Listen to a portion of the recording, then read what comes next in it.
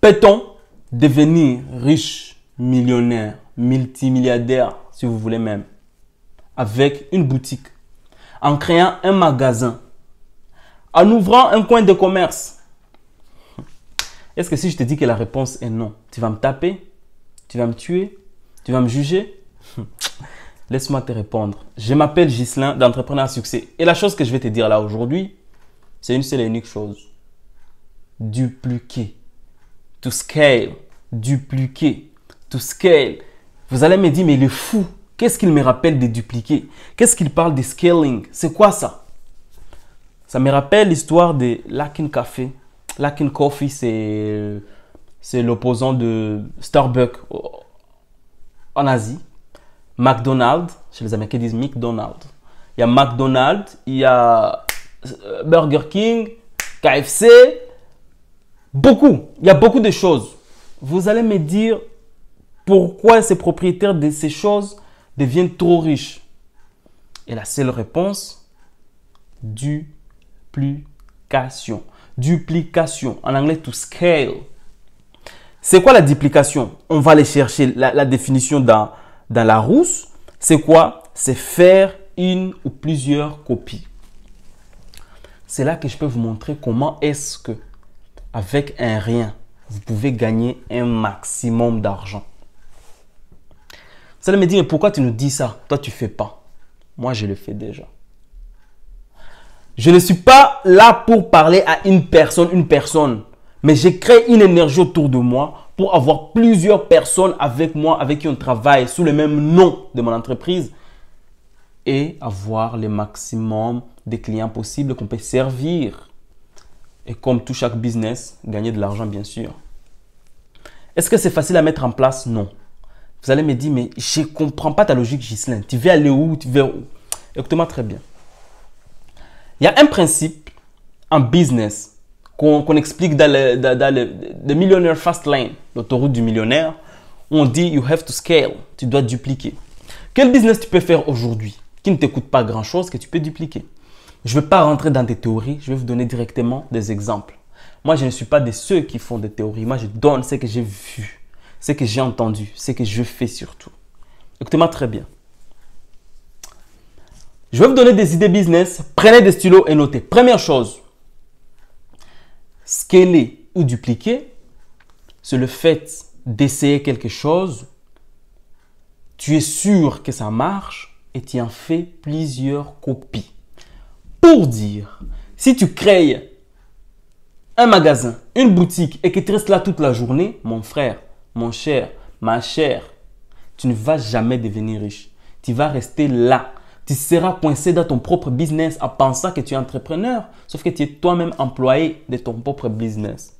Tu seras employé de ton propre business. Mais comment éviter cela? Tu crées un business qui te rapporte par exemple, vas-y, 100 000 francs CFA par mois. Vous me direz, c'est pas beaucoup. Mais au lieu que toi, bon, 100 000 c'est très peu, je vais faire 200 000. Tu crées un business qui te rapporte 200 000 francs CFA par mois. Tu vas me dire, mais c'est pas beaucoup, je ne peux pas en vivre. Ok, c'est pas grave. Mais si tu es sûr du procédé que ça marche et que ça te rapporte 200 000 francs CFA, qu'est-ce qu'il faut faire? Minimiser le coût. Trouver des moyens pour minimiser tes coûts. Par exemple, si ton business, c'est faire des frites, tu as créé une petite friterie, ça te rapporte 200 000 francs CFA par mois. Si ton coût, c'est par exemple, ton coût d'achat et coût de fonctionnement, tout va jusqu'à 150 000 et puis tu vas vendre tout ça, ça va t'arriver à 350 000 pour avoir un bénéfice, par exemple, de 200 000. Qu'est-ce qu'il faut faire? Il faut diminuer d'abord tes coûts. Diminue tes coûts. Premièrement, rends plus simple le procédé de travail. Diminue le coût. Rends simple le procédé de travail. Donc, si ton concept commençait par éplucher les pommes de terre, trouve un moyen que ça ne soit pas trop long et trop difficile. Vous allez me dire, mais on ne comprend pas la logique. Vous allez comprendre à la fin. Ceux qui sont intelligents, ils sont en train de suivre. Diminue le coût. Simplifie ton procédé de travail. Quand c'est fait ça, trouve un employé pour travailler pour toi. Ça veut dire tu n'es pas ton employé dans ton propre business. C'est que tu fais, là, c'est ce que tu deviens maintenant businessman. Là, tu fais du business. Tu n'es pas un simple quelqu'un qui crée, genre, c'est pas quelqu'un qui crée juste un truc pour travailler dedans. Non. Là, tu deviens vrai businessman. Donc, tu vas te concentrer dans ton business que de te concentrer sur un business. Tu mets quelqu'un qui fait pour toi. La personne, tu la payes 100 000 ou 150 000. Même si ça te rapporte seulement, écoutez bien, hein, même si ça te rapporte seulement 50 000 après avoir payé la personne, c'est pas grave. L'importance est que tu n'es pas dedans et que tu ne perds pas ton temps à faire ça. Tu vas réfléchir à faire autre chose. Vous allez me dire, mais qu'est-ce que je vais faire d'autre? J'ai déjà fait ça, ça marche, pourquoi aller faire d'autres choses? Tu ne vas rien faire d'autre. Ce que tu as là, tu vas le copier. Fais la même chose que tu as là. Tu étais à Yamoussoukro, tu le fais à Abidjan, à Cocody, et puis tu le fais encore à Angré, et puis tu le fais encore à Plateau, et puis tu le fais encore à Bobo. Tu fais partout. Quand tu en as fait 5 friteries comme ça, donc tu as 5 employés, que tu payes chacun 150 000, 150 000. Sûr, il y aura ceux qui gagneront plus, ceux qui gagneront moins. Ça dépend de la fréquentation. Mais tu trouveras toujours des moyens de diminuer les prix. Tu trouveras toujours le moyen de diminuer les prix.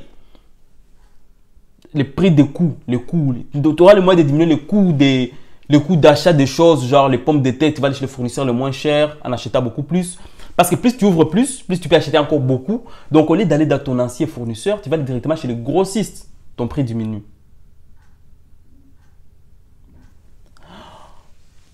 Il y a des endroits qui gagneront beaucoup, d'autres endroits gagneront moins. Mais là où tu vas devenir riche, ce n'est pas en ayant 5 choses qui te rapportent 250 000. Non. C'est en essayant, parce que chaque chose te rapporte 50. J'ai dit 200 000 tu gagnes par mois. 50 000 que tu as des bénéfices pour toi parce que tu as payé l'employé 150 000 fois 5 endroits que tu as ouverts. 250 000 pour toi. Mais tu as payé 650 000 pour tes employés chaque mois. Toi, tu gagnes que 250 000. 650 000, c'est chaque employé, 150 000 sont 5. Donc, qu'est-ce que tu vas faire après? Proposer ce qu'on appelle la franchise. Les gens me disent, mais c'est quoi la franchise? La franchise, c'est le fait que les gens peuvent utiliser ton nom et ton concept contre les droits d'entrée.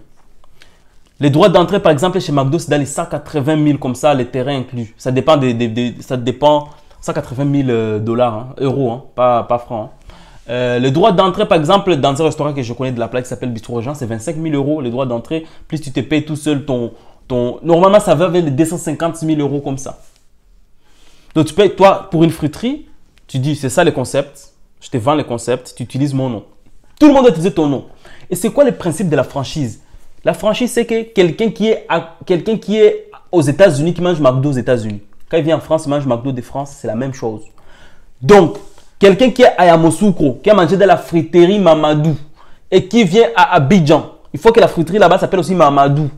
Et il faut que les menus et le goût et les salés et tout soient pareils. Vous allez me dire, mais c'est difficile. Non, ce n'est pas difficile. Parce qu'il y a tout un procédé et c'est des choses que tu peux faire. Tu peux dire, bon, pour rentrer dans mon business, il faut payer droit d'entrée de 1 million. Je te vends le concept.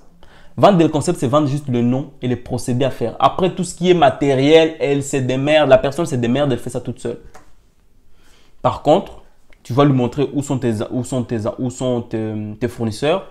2, tu vas lui montrer comment est-ce qu'on fonctionne. Et tu seras là pour vérifier l'état de la propriété et des choses. Parce que si les choses se passent mal, dans ton restaurant ou dans ton établissement, c'est toi le patron qui aura des conséquences. C'est le nom de l'entreprise là, du coup, qui est en jeu.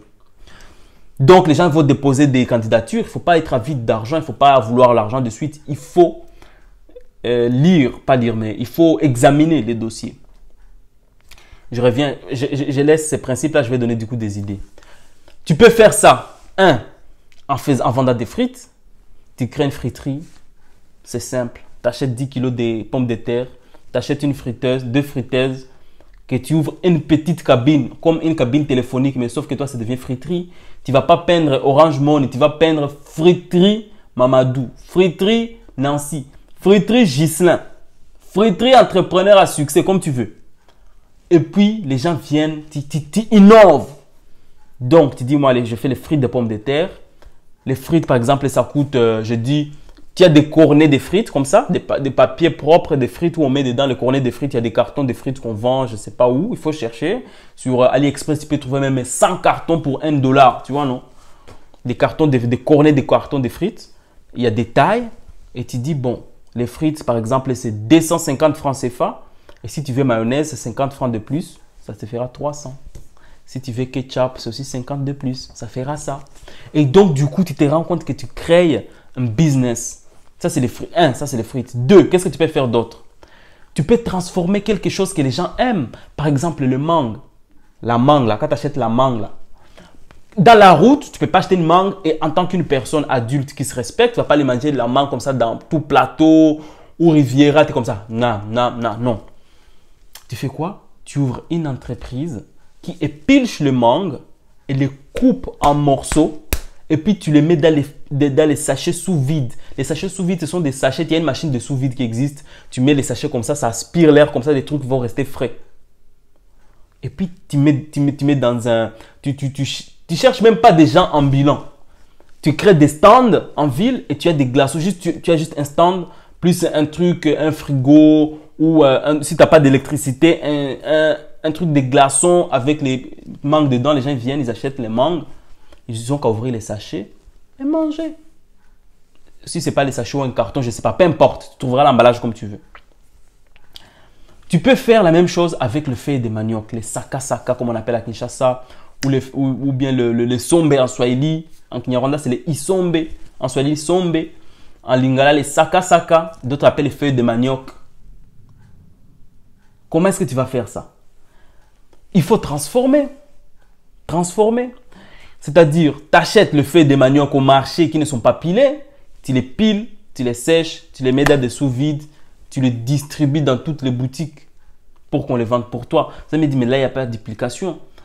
Il y aura duplication une fois tu as le contrôle sur la distribution, c'est-à-dire tu ne peux pas le faire peut-être seul, mais tu vas trouver des succursales des mêmes entreprises que toi dans d'autres villes qui ne sont pas tes entreprises, mais qui portent ton nom et que tu as vendu ton procédé et tes choses. Donc, il y a plein d'idées que tu peux utiliser. Le truc de franchise, ce n'est pas beaucoup d'argent que tu gagnes d'un coup comme ça. Non. Ce n'est pas d'argent que tu gagnes d'un coup. En fait, c'est des petits argent, mais fois le nombre de choses, ça s'accumule et là, tu gagnes beaucoup d'argent.